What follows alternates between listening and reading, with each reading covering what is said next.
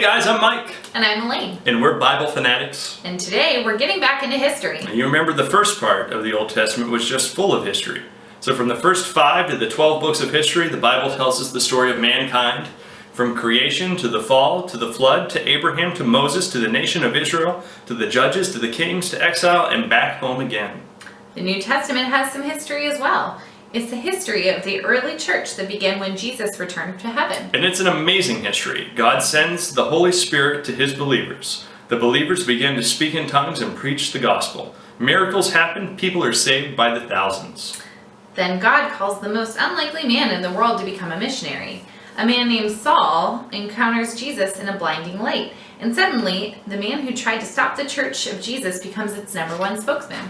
What a story. What history. Now let's memorize all the books of history in the New Testament. Ready? I'm ready. So we start with the book of Acts, also known as Acts of the Apostles. The book of Acts was written by Luke and tells the story of how the early church began to grow. Since the word axe sounds like a word for a tool called an axe, let's pretend we're holding up an axe to chop a tree and remember Acts. Acts. Now, got it. What's the next book? That's it. What? That's it. That's the entire history in the New Testament. That's it? Just one book? Just one. Well, that must be one action-packed book. Of course. Why do you think they call it Acts?